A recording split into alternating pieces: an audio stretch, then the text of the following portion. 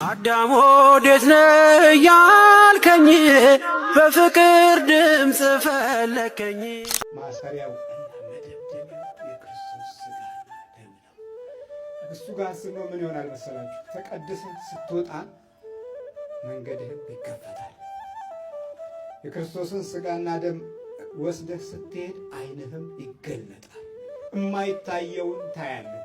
ይህ ዓለም እንደሚያየው አይደለም የምታየው፣ እግዚአብሔር እንደሚያየው ክርስቶስ እንደሚያየው ጨካኝነትን ከወዲሁ እንድትቋቋመው መንገድ ታገኛለህ። ይህም ደግሞ ደጋግመን እውነተኛ ለመሆን ስንታገል ነው። ከእግዚአብሔር ፍቅር ጋር መኖርን ስንለምድ ነው። እግዚአብሔር አምላክ ምሕረቱንና ቸርነቱን ያብዛልን። አያት እግራቸውን ከታመሙ 26 ዓመት አልፏቸዋል። ሆኗቸዋል ሳይሆን አልፏቸዋል። ከ26 እስከ 30 ባለው ጊዜ ውስጥ ነው የታመሙት። በደንብ አያስታውሱትም። እግራቸውን ታመው በአደጋ ምክንያት መጀመሪያ በመኪና አደጋ ምክንያት እግራቸው ተሰበረ። ከዛ የተሰበረውን አጥንታቸውን የሚጠግንላቸውና የሚያጣብቅላቸው በሸንበቆ የሚያጣብቅላቸው ሰው ስለጠፋ ይሄንን እስኪያደርጉላቸው ድረስ ስጋቸው ደም ስራቸው በስብሶ ምናምን ብቻ ብዙ ነገር ተፈጠረና ከ3 ወር ከ4 ወር በኋላ አጥንታቸው ወደ ነበረበት ሲገጠም መራመድ አልቻሉ። እንዲህ አይነት ችግር ነው የተፈጠረው። መራመድ አጥንቱ ተገጥሟል፣ ያነክሳሉ፣ ግን የሆነ ደም ስር ወይም የሆነ ስጋ ምናምን ጨፍልቋል ወይም መቅኔያቸው አጥንታቸው ውስጥ ያለው መቅኔ ብቻ የሆነ ችግር ተፈጥሮበታልና መራመድ አልቻሉም እና የተባለው የዛሬ 26 ዓመት የዛሬ 30 ዓመት የነበረ የዶክተር ንግግር ነው። ኬዙ ግን ይሄ ነው እና ከዛ እያለ እየቀጠለ በቃ እግራቸው ሽባ ሆነ። የዚህኛው ደግሞ እንዳለ ሆኖ በክራንች ደረጃ እየወረዱ እየወጡ ፀሐይ ሲሞቁ ደግሞ ይሄኛው እግራቸው ተሰበረ። ስለዚህ ሁለቱም እግራቸው ፓራላይዝ ወይም ደግሞ የማይሰራ ሆነ። በተለያየ የውጭ ሀገር ሕክምና ለመታየት ተሞክሮ ነበረ። የወንድ ልጃቸው ውጭ ሀገር የሚኖረው ወንድ ልጃቸው እናቱን ለማሳከም ብዙ ጥረት አድርጓል። ግን በቃ ዳሜጅ ሆኗል። ይቆረጥ ሲባል ሳይቆረጥ እንደዚሁ መሆን ይችላል፣ ግን መራመድ አይችሉም። ግን ቢቆረጥም ባይቆረጥም ምንም ችግር አይፈጥርባቸውም። ይሁን ተብሎ ተነግሮት ነው ሙሉ አካል እንዳላቸው እንዲቆጠር እንጂ ሁለቱም እግራቸው ይቆረጥ ተብሎ ነበር። ግን አይሆንም ተብሎ ምንም ችግር ማይፈጥር ከሆነ ማይበሰብስ ሌላ ችግር ማይፈጥር ከሆነ ይሁን ተብሎ በቃ ይኸው ስለ 26 ዓመት አለፋቸው ማለት ነው። የዛሬ 26 ዓመት ይሄ ልጃቸው የ18 16 ዓመት ልጅ ነበረ። 18 16 አካባቢ። የእሱ ታናሽ ደግሞ በ2 ዓመት የሚበልጣት ልጅ ደግሞ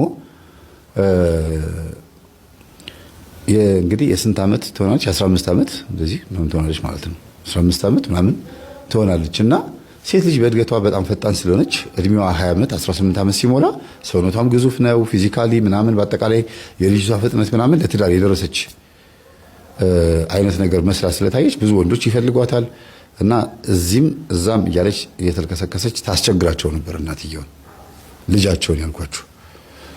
የዛሬ 26 ዓመት የዛሬ 20 ዓመት ምክንያቱም ከ5 ዓመት በኋላ 20 ዓመት ሞልቷታል ልጅቷ። ስለዚህ 26 ሚሊዮን ወይም 28 ሚሊዮን ወደ 22 ወደ 23 ዓመት ስታመጡት ልጅቷ 20 ዓመት ይሞላታል ሴቷ ልጃቸው። እና እንዲህ ስትል ወዲያ ወዲህ ስትንከወከው ከሆነ ጎረምሳ ጋር ትቀራረባለች። ተይ እሱን እባክሽን ልጄ እባክሽን ተይ ይሏታል። እግራቸው ታሟል። እንግዲህ እንደዛው ሶፋ ላይ እንደተቀመጡ እየወጣች እየገባች እየተንቀጨቀጨች ስታስቸግራቸው በጎረቤትም ሽማግሌ የጠሩ እቺ ልጅ ተይ በሏት እባካችሁ፣ እኔ እግር ቢኖረኝ በገረፍኳት በሮጥኩኝ በተከተልኳት ነው በያዝኳት ነበር፣ ግን እንደው ግራ ገባኝ። ምግብም ሰርታ የምታበላኝ እሷ በመሆኗ ነው እንጂ ውጪልኝ ማለት አላቃተኝም። ደግሞ ልጄም ናት ትበላሽብኛለች ብለው በብዙ ሰው አስመከሩ። ልጅቷ እሳት ናት፣ ንፋስ ነች በቃ ታውቃላችሁ። እና ጎረቤት ይመከታል። እሺ እኔ እኮ ምንም እኮ ጨዋታን ያዝኩት ጓደኞቼ ናቸው የትምህርት ቤት ጓደኞቼ፣ በዚህ ገብተን በዚህ ወተን እንትን ስንሄድ የሆነ ቦታ ምናምን ትላለች። ቲያትር ፊልም ታያለች ምናምን፣ ጭፈራ ቤት ብዙ ነገር ትሞክራለች። እና ልጅቷ አርፋ የምትቀመጥ ልጅ አለችም፣ ወፈፌ ነገር ናት። እና እኚህ እናት በተቀመጡበት ቡና ይፈላላቸዋል። የቤት ሰራተኛ ተቀጠረ። እሷ አርፋ ስለማትቀመጥ የቤት ሰራተኛ ተቀጥሮ ቡና እየተፈላላቸው ልጃቸው ሰብሰብ ብላ እንድትቀመጥ የእናት አባታቸውን ከራማ እየጠሩ ይካድማሉ። ምን ይላሉ? ያ ማለት በዛ ሰዓት አይደለም የጀመሩት፣ ከትዳር በፊት የተጀመረ ጉዳይ ነው።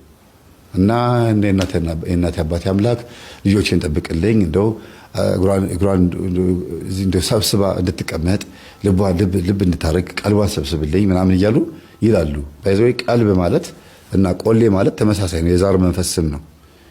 ቀልብ የለውም ወይም ልብ የለውም ለማለት ነው የሚባለው። ቀልብ ማለት ልብ ነው ብሎ ተርጉሞታል ብዙ ሰዎች፣ ግን አይደለም።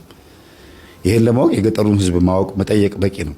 ቀልብ የሚለው ሐሳብ ምን ማለት እንደሆነ ቆሌ ምን ቆሌን ገፈፍከው እንደው በስማም ቆሌውን ገፈፍኩት ይባላል፣ ቀልቤን ገፈፍከው ይባላል። ያም ያጋንንት ስም ነው።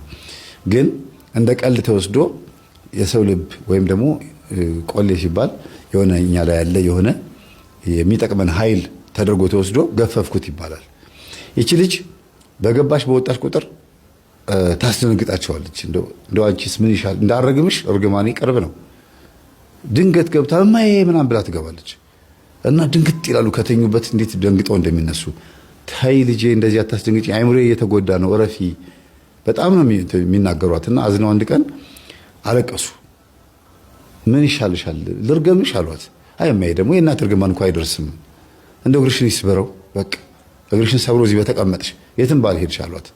እና በእርግጥም ልጅቷ እግሯ አልተሰበረም፣ ግን እግርሽ ይስበረው የሚለው ቋንቋ እግሯን ሳይሆን እንዲሰበር የተፈለገው። እሳቸው እግራቸው ተሰብሮ ተቀምጠዋል። ግን እግርሽ ይሰበር የሚለው ሐሳብ ውሎሽ የምትሄጅበት አይቀናሽ ነው። ወይም ደግሞ እግር ማለት የሆነ ቦታ ደርሼ ልምጣ ብለን እንደምንለው ጉዞ እንደማለት ነው። እና ልጅቷ ሄዳ ግን አይቀናትም። ትወጣለች፣ ስራ ትሞክራለች፣ እምቢ ይላታል። ከሰው ጋር ልስማማታ ትመጣለች። እና እማዬ እርግማንሽን አንሽልኝ እንደ እግርሽን ይስበረው ብለሽ እኮ በሄድኩበት ቦታ ሁሉ እኮ በቃ በጣም እየተጎዳው ነው ትላለች። እና እርግማኑ እንደደረሰ ስለገባቸው እራስሽ እኮ እየተንቀጨቀሽ ነው አፌን እኮ የምታበላሽብኝ፣ እንደው እባክሽን ተይ ልጄ እረፊ ምናምን ይሏታል። እና በቃ እኔ ምንም አላሳፍርሽም፣ ግድ የለሽም፣ ምንም ነገር አይፈጠርም፣ በቃ ተይኝ። ይኸው የቤት ሰራተኛ ተቀጥሮልሻል፣ ወንድሜ እዛም እያለ የቤት ሰራተኛ ደሞዝ ይከፍላል፣ እኔም ስራ እየፈለግኩኝ ያለሁት፣ ተይ በቃ የዋልኩበት ውዬ ልምጣ ትላታለች። ከዛ እናትየው ጸጥ አሉ። እንደፈለግሽ ሁኚ ማለት አልፈለጉም፣ ግን ዝም አሏት። ይሄ በሆነ በሶስተኛ ወር ላይ አረገዘች ተባለ። ከየት እንደሆነ አይታወቅም፣ እሳቸው አያውቁም። እሷ ግን ታውቃለች ከማን ጋር ስትዘል እንደነበረ። ከዛ መጣ ጉልበታቸው ስር ተደፍታ እማዬ ይኸው ረፊ ስትይኝ አልሰማ ብዬ ይኸውልሽ እርጉዝ ሆንኩኝ እኮ በቃ አረገዝሽ አሉኝ። አረገዝሽ አሉ። በቃ አጫዋች ይሆነኛል ውለጂው፣ ችግር የለውም ማን እንደሆነ አባቱን ብቻ አትርሽ እንጂ ያው ከዛም ስለ እንደምትዘይ ሰምቻለሁ። ከጎረቤት አርፈሽ እንደማትቀመጭ ሁሉም ወንድ አቅፎሽ እንደሚሄድ ሰምቻለሁ።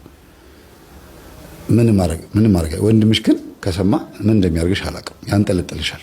ለማንኛውም ውለጂው፣ ልጁ ይወለድ፣ እኔ እዚህ አጫዋች ይሆነኛል፣ መተከዣ ይሆነኛል፣ በቃ የቤቱ ሙቀት ይሆናል፣ ይወለድ ልጁ አሉ። ከዛ እንደዚህ በማለታቸው ደስ አላት። ከዛ ሻለች። የልጁን አባት የዚህን እንግዲህ የተረገዘ ጽንሱን ማለት ነው አባት ወይም አብራው የተኛችው ልጅ አንተ ለማስተዋወቅ ጥረት አደረገች እና ቆይ አሁን አታምጩ ይወለድና ከዛ በኋላ የልጅ አባት እንደሆነ ካወቅኩ ነው የምተዋወቀው፣ አሁን የሚፈጠረው አይታወቅም አሉ። ከዛ ስብስብ ባለች። ልክ 6ኛ ወር 7ኛው ላይ ሲደርስ ወንድሟ ምንድነው ማይች ልጅ ሆዷ ምን ሆናለች ማለት በል እንዳትቆጣት ያርፈሽ ተቀመጪ ስላት አልሰማም ብላኝ የሆነ ሆኗል ተፈጥሯል አርግዛለች አለ። ደነገጠ። ዱላ ያዘ። ካልመታዋት አለ የቤት ሰራተኛ ብላ ስትጮህ ጎረቤት መጣ ምናምን። በቃ በጣም አስቸገረች። በቃ ማለት ካልወጣሁ ብላ ማለት ነው። በቃ ወንድሜ ይገለኛል እወጣለሁ፣ እዚህ ቤት እንዳላይሽ እናቴን ይኸው መከራዋን አሳይተሽ ተይ፣ ማታ ስመጣ ተይ እያልኳት አልሰማለችኝ ብላ ሁሌ ነው የምትነግረኝ። በቃ ምን ይሻልሻል አንቺ ይኸው መጨረሻ ላይ እዳ መጣሽባት። ከዛ በኋላ በቃ ወንድሜ እንዳይገለኝ ብላ እንደገናም ደግሞ ጠልቶኛል ይሄም ጽንስ አይፈልግም ብላ የ7 ወር ጽንስ ልታበላሽ አይሆንም፣ የትኛው ዶክተር አልቀበልሽም አሏት። እና ራሴን አጠፋለሁ ብላ ብዙ ሞከረች፣ በጣም ብዙ ነገር ተጣጣረ። አይሆንም ተብሎ ጎረቤት ሰብስቦ እጇን ይዞ መከራዋት ምን ብለዋት ከወንድሟ ጋር አስታርቀዋት እንደገና ከሳምንት በኋላ አብሮ መኖር ጀመሩ። እናት በዚህ መካከል ደስ አላቸው። ነገሩ ሲረጋጋ ትውለድ ችግር የለውም። ከንቱ ጸሎት የምንለው ጸሎታችን በቂም፣ በበቀል፣ በኃጢአት፣ በውሸት፣ በትዕቢት፣ በምቀኝነት፣ በውስጣዊና በውጫዊ ክፋት የተበረዘውን ፍቅር የሌለውን ነው። የብዙዎቻችን ጸሎት በሬት የተለወሰ ማር ነው። ማር በሬት ሲለወስ ጣፋጭነቱን፣ የተፈጥሮ መድኃኒትነቱን ያጣል። የብዙዎቻችንም ጸሎት ልክ ማሩ በሬት እንደተለወሰ ሁሉ ጸሎታችንም በቂም የተለወሰ ነው። ጸሎታችን በውስጣዊና በውጫዊ ክፋት የተለወሰ ነው።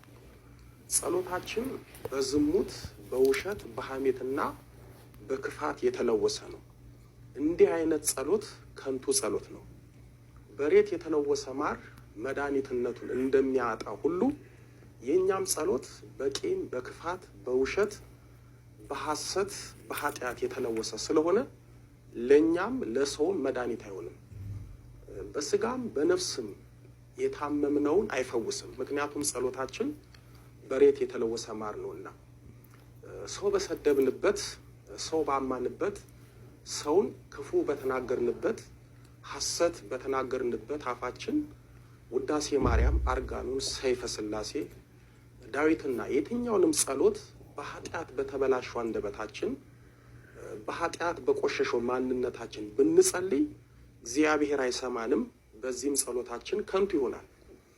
አንዳንዶቻችን ጠዋት አሊያም ከሰዓት ቤተሰባችንን፣ የሥራ ባልደረባችንን፣ የትዳር አጋራችንን፣ ወዳጃችንን የምናውቀውንም ይሁን የማናውቀውን ሰው ተሳድበን፣ ሰው አስቀይመን ማታ ለጸሎት እግዚአብሔር ፊት እንቆማለን። አንዳንዶቻችን ሐሜቱን፣ ውሸቱን ተናግረን ኃጢአት ሰርተን ሰውንም እግዚአብሔርንም በድለን ልክ ጽድቅ እንደሰራ ሰው በደላችንን ረስተን ክፋቱንና ኃጢአቱን እንደ ጽድቅ ቆጥረን ያለ ጸጸት፣ ያለ ይቅርታና ያለ ንስሐ ጸሎት እንጸልያለን። ሰውንም እግዚአብሔርንም ያስቀየምንበትን አፋችንን ለጸሎት እንከፍታለን። ታዲያ እግዚአብሔር በየት በኩል ጸሎታችንን ይስማ? በየት በኩል ጸሎታችንን ይቀበል? በዚህም ብዙዎቻችን በኃጢአታችንና በክፋታችን ለጸሎታችን እንቅፋት ሆነናል። ቅዱስ ዳዊት በመዝሙር 141 ቁጥር 3 ላይ አቤቱ ለአፌ ጠባቂ አኑር፣ የከንፈሮችንም መዝጊያ ጠብቅ በማለት እግዚአብሔርን ተማጽኗል። በእውነት አፋችን ጠባቂ ያለው ወይም አፋችንን እንጠብቃለን? አፋችን ክፉ እንዳይናገር መዝጊያ ያለው? የብዙዎቻችን አፍ ከሐሰት፣ ከሐሜት፣ ከስድብ በአጠቃላይ ከኃጢአት አይጠበቅም። ከንፈራችንም መዝጊያ የለውም። መዝጊያ የሌለው ቤት ሌባውም ውሻውም ይገባበታል። የእኛም ከንፈር ሐሜት፣ ውሸት፣ ክፋት፣ ስድብ ይገባበታል። በዚህ አፋችን ብንጸልይ፣ በዚህ ከንፈራችን ብንጸልይ ጸሎታችን ከንቱ ይሆናል። እስኪ ጸሎት ከመጸለያችን በፊት የልማድ ጸሎተኛ ሳይሆን እውነተኛ መንፈሳዊ ሰው እንሁን። እውነተኛ መንፈሳዊ ሰው እውነተኛ ጸሎት ይጸልያል። ወዳጆቼ ከአንድ ምንጭ ሁለት አይነት ጣዕም ያለው ውሃ አይመነጭም፣ ወይም አንድ ጉድጓድ መራራና ጣፋጭ ውሃ አያመነጭም። ከኛ ከአንዱ አፍ ግን ጸሎትና ውሸት፣ ጸሎትና ሐሜት፣ ጸሎትና ስድብ፣ ጸሎትና ክፋት፣ ጸሎትና ኃጢአት ይመነጫል። የሚገርመው ሰውን ወይም ልጆቻችንን መርቀን እንኳን የማይደርስላቸው ጸሎትና ኃጢአት በተቀላቀለው አፋችን ስለምንመርቅ ነው። ስለዚህ ከኛ አፍ መራራና ጣፋጭ የተቀላቀለው ወይም ጸሎትና ኃጢአት የተቀላቀለው ጸሎት ከአፋችን ይመነጫል። በዚህም ጸሎታችን ከንቱ ጸሎት ይሆናል።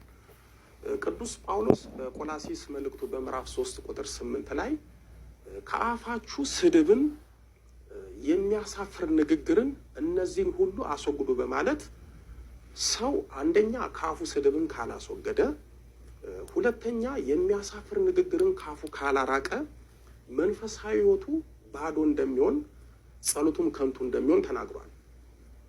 የኛ የመንፈሳዊ ጸሎት መገለጫችንና የጸሎታችን መገለጫ ስድብና የሚያሳፍር ንግግር አይደል? በተለይ በአሁኑ ጊዜ የብዙዎቻችን የመንፈሳዊ ሕይወታችን መገለጫ ስድብና የሚያሳፍር ንግግር ነው። ሰው እየተሳደብን የሚያሳፍር ንግግር እየተናገርን በዚህ አፋችን የትኛውንም ጸሎት ብንጸልይ ጸሎታችን ቅድመ እግዚአብሔር አይደርስም። ለዚህም ነው አብዛኞቻችን ብዙ ዓመት ጸልየን የጸሎታችንን መልስ ያላገኘ ነው። ለዚህም ነው ጸሎታችን ለችግራችን መፍትሄ ያላመጣው ወይም ችግራችንን ያልፈታው። ጸሎት ምንጩ ከውስጥ ነው። ውስጣችን ልክ ካልሆነ፣ ውስጣችን በክፋት በኃጢአት የተመላ ከሆነ ጸሎታችን እንደ መራራ ውሃ ምንጭ ነው።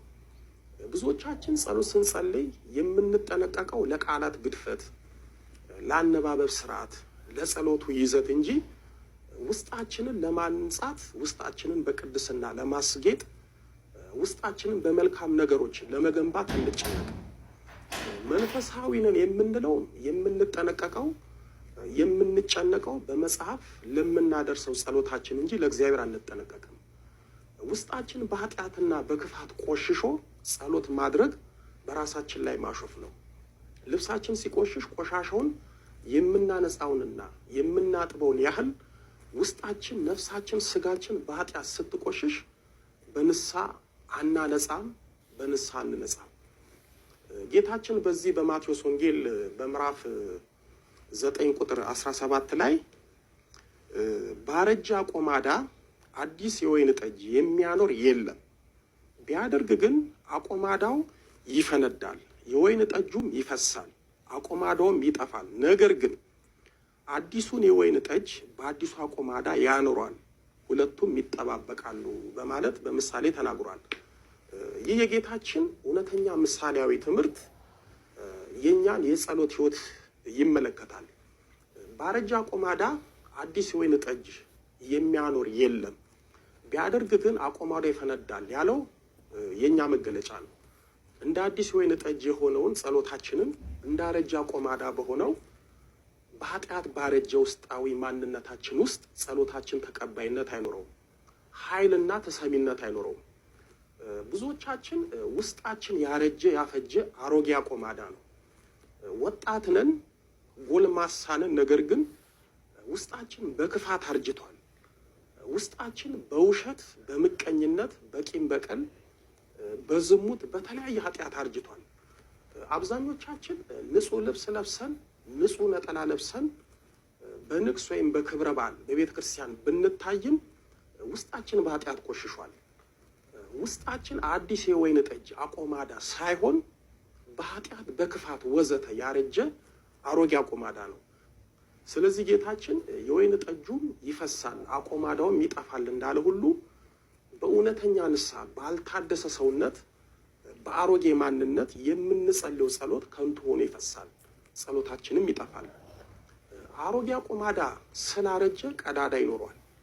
በዚህም አዲስ የወይን ጠጅ በሚጨመርበት ጊዜ ያፈሳል። እኛስ ውስጣችን በኃጢአት ያረጀ አቆማዳ ሆነን ስንት ጸጋችንን፣ ስንት በረከታችንን፣ ስንት ረድኤታችንን፣ ስንት ክብራችንን በዝሙት ቀዳዳ አፍስሰን አባክነናል። አሮጌ አቆማዳ በጊዜ ሂደት በማርጀት ብዛት ይፈርሳል። እኛስ አሮጌ አቆማዳ ሆነን ስንት ጊዜ በዝሙት ፈርሰናል፣ ስንት ጊዜ በተለያየ ኃጢአት ፈርሰናል። ጌታችን በአሮጌ አቆማዳ አዲስ የወይን ጠጅ የሚያኖር የለም፣ ቢያደርግ ወይም ቢጨምር ግን አቆማዳው ይፈነዳል ብለዋል። ዛሬም አዲስ የሆነው የእግዚአብሔር ቅዱስ መንፈስ ወደ ውስጣችን እንዳይገባ ውስጣችን በኃጢአት የፈረሰ በዝሙትና በተለያዩ ኃጢአቶች የረከሰ ስለሆነ ጌታችን አዲስ የወይን ጠጅ የሚያኖር የለም ስላለ ውስጣችን ቅዱስ የሆነው የእግዚአብሔር መንፈስ የለም።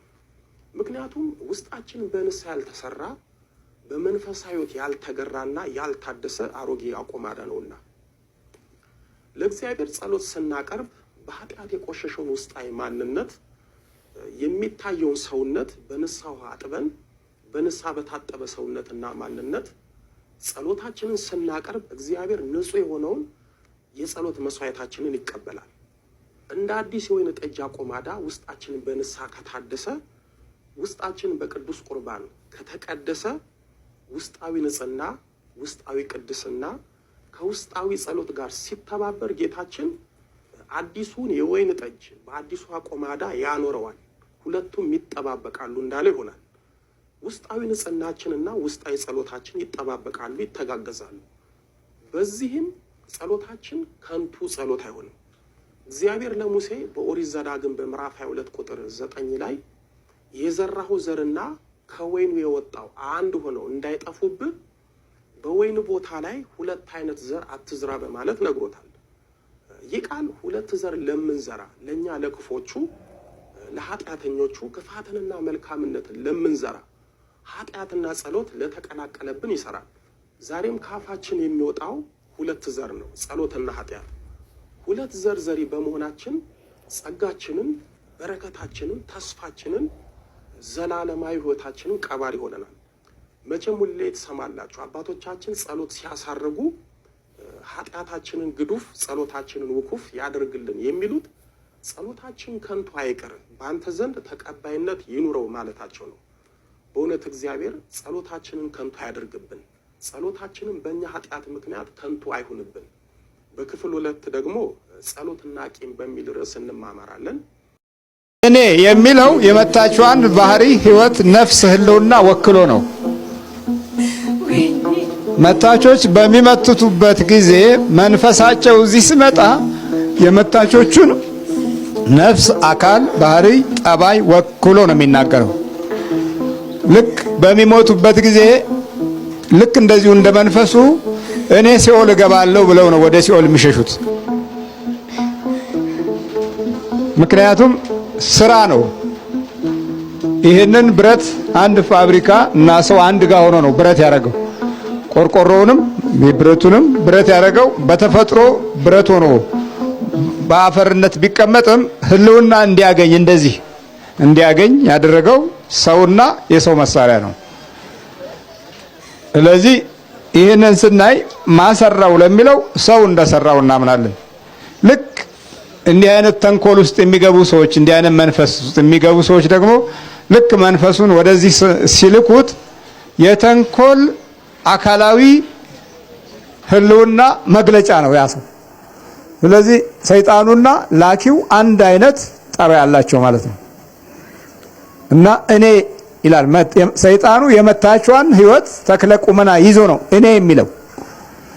ሲሞቱ ቀጥታ እንደ ሰይጣኑ ወደ ሲኦል ነው የሚሄዱት ማለት ነው።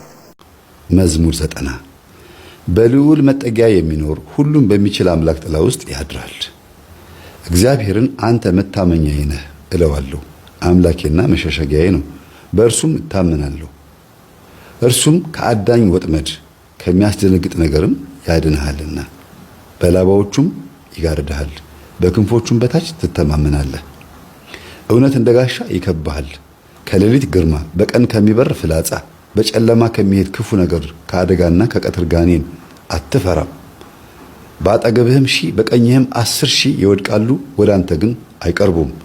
በዓይኖች ብቻ ትመለከታለህ፣ የኃጥአንን ብድራት ታያለህ። አቤቱ አንተ ተስፋዬ ነህና ልዑልን መጠጊያ አደረግክ። ክፉ ነገር ወደ አንተ አይቀርብም፣ መቅሰፍትም ወደ ቤትህ አይገባም። በመንገዱ ሁሉ ይጠብቁህ ዘንድ መላእክትን ስላንተ ያዛቸዋልና እግርህም በድንጋይ እንዳትሰነካከል በእጆቻቸው ያነሱሃል።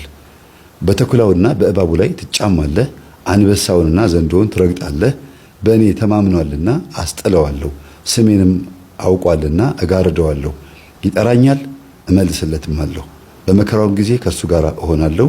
አድነዋለሁ፣ አከብረውማለሁ፣ ረጅም ዕድሜ አጠግበዋለሁ፣ ማዳኔንም አሳየዋለሁ ይላል። ደስ አይልም? በቃ ይህንን በየቀኑ ጸልያችሁ ስተኙ ስትነሱ መዝሙረ ዳዊት እኮ ነፍስን እኮ የሚያረካት። ከሌሎች ሰዎች ጋር ስታወራ አታስበው፣ ቴሌቪዥን ስታይ አታስበው፣ መንገድ ስትሄድ አታስበው፣ ስራህን ስትሰራ አታስበው። ልክ ጸሎት ስትጀምር ግን ታስበዋለህ። አይደለም ነው? አይደለም? ይሄ ዘዴው ነው።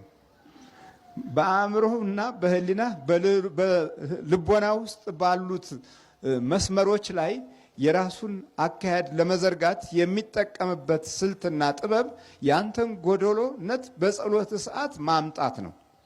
አንዳንድ ጊዜ ወቀሳም ሊሆን ይችላል። አእምሮህን ይወቅሳል፣ ህሊናህን ይወቅሳል። በሌላ ጊዜ ትርፍና ኪሳራህን እንድታስብ ያደርጋል። በሌላ ወቅት ደግሞ ባለፈው ጉዳይ ላይ እየጸለይህ እንድትጨነቅ ያደርጋል። እየጸለይክ እኮ ነው፣ ግን እንድትጨነቅ ያደርጋል። ባለፈው ጉዳይ ላይ ምንም እኮ አይመለከትም። አልፏል እኮ እሱ። ባለፉት ሐሳቦች ላይ ግራ እንድትጋባ ያደርጋል። ከዛ ወደፊት ደግሞ ያመጣና ሌሎች ነገሮችን ይደቅንባል። በምሰራቸው አሰራሮች ላይ ያሉትን ውጥረቶችና እንከኖችንም ያመጣል። በተጨማሪ ያልጠሉህን ሰዎች በጠሉህ አይነት ጥላቻ መንገድ ውስጥ ሁሉ አስገብቶ ሲያሳስብህ ጸሎቱ በማከል ያልቃል። እነዚህን አካባቢዎች ከህሊና ውስጥ መጀመሩን በደንብ ካወቀ በኋላ ቀጥታ ወደ ልቦና ውስጥ ይገባል። ከዛ የራስ ሐሳብ እየመሰለህ ትታገለዋለህ። ምንድነው ይሄ ሐሳብ እንዲህ ምንድነው ትላለህ። አሁን ልቦና ውስጥ ነው ያለው። በህሊና ውስጥ ያለውን አካሄዶች የተወሰነ መስመር ከገፋ በኋላ ወደ ልቦና ውስጥ መግባት ባህሪ ያለው። ልቦና ውስጥ ከገባ በኋላ ደግሞ በቃ ትታገላለህ። አንተ የኔ ነው ብለህ ግን ያንተ አይደለም። ታግለኸው የኔ ነው ብለህ እንድትቀበል ግማሽ የሆነውን ያስተሳሰብ መስመር እንድትይዝ ያደርግልሃል።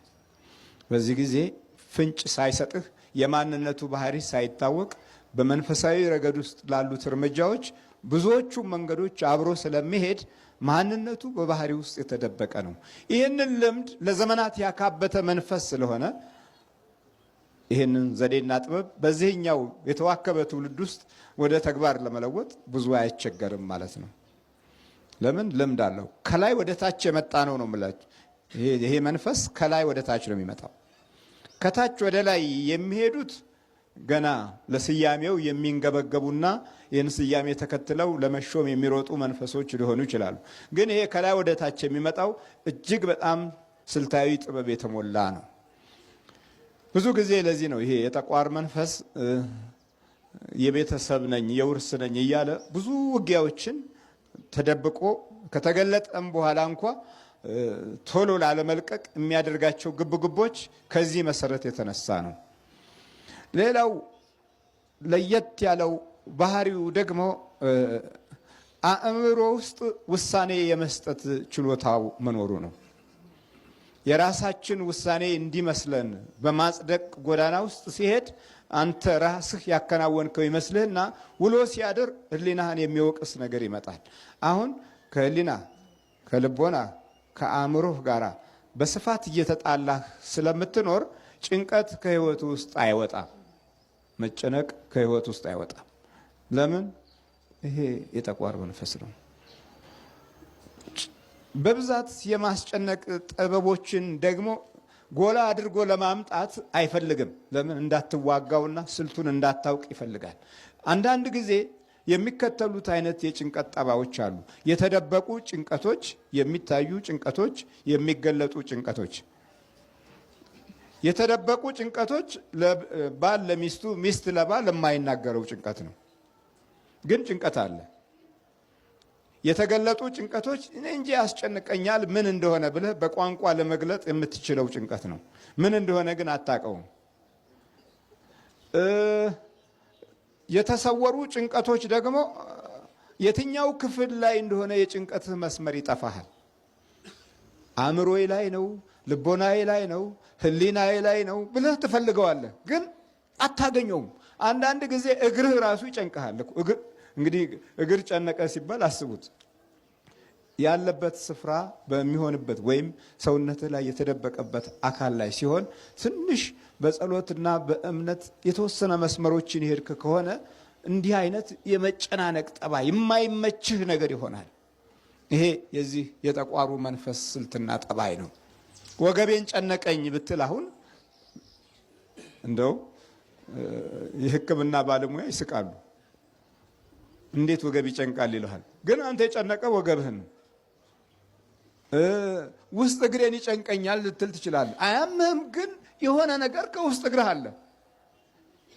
ይሄን የመሳሰሉ ስልቶች በማለዋወጥ የማጥቃት ችሎታ ያለው ይሄ የጠቋር መንፈስ ነው። መጽሐፍ ቅዱስ በዚህ ረገድ እናንተ ከአባታችሁ ከዲያብሎስ ናችሁ ያላቸው ይሄ መንፈስ በባህሪያቸው ውስጥ ተመሳስሎ በእምነት ጎዳና ውስጥ አሉ የሚባሉት ፈሪሳውያንና ሰዲቃውያን ይሄንን አካሄድ የሚያስይዝ መንፈስ ስነ ልቦናቸውና አኗኗራቸው ውስጥ ገዢ ሆኖ ተቀምጦ ስለነበረ ነው። ታሪካቸው የዲያብሎስ አባትነትን የሚወክል መንፈስ ነበረባቸው። ፈሪሳውያን እንዴት ነበሩ? በዚህ አካሄድ ውስጥ ለዚህ መንፈስ ምን አይነት አስተዋጽኦ ያደርጉ ነበረ? 10ቱ ቃላተ ኦሪትን በደረታቸው ላይ አንጀርገው የሚዞሩ ከ10ቱ ቃላተ ኦሪት ውስጥ አንዱንም ተግባራዊ ማድረግ የማይፈልጉ ሁሉንም ሕጎች ያፈረሱ በዘመኑ ለነበሩት ሄሮድሳዊ ገዢዎች ዘንድ ትልቅ ቦታ የነበራቸው ለመንፈሳዊ ተስፋ የሚሰጡት ግምት ከኛ በላይ ላሳር የሚሉ የነቢያትንና የአባቶችን መንፈሳዊ ጎዳና ስፍራውን ወክለው የተቀመጡ አዳም ወዴት ነህ ያልከኝ በፍቅር ድምፅ ፈለከኝ አልብሰኛል ነጩን ልብስ እወድሃለሁ ኢየሱስ አከብረሃለሁ ክርስቶስ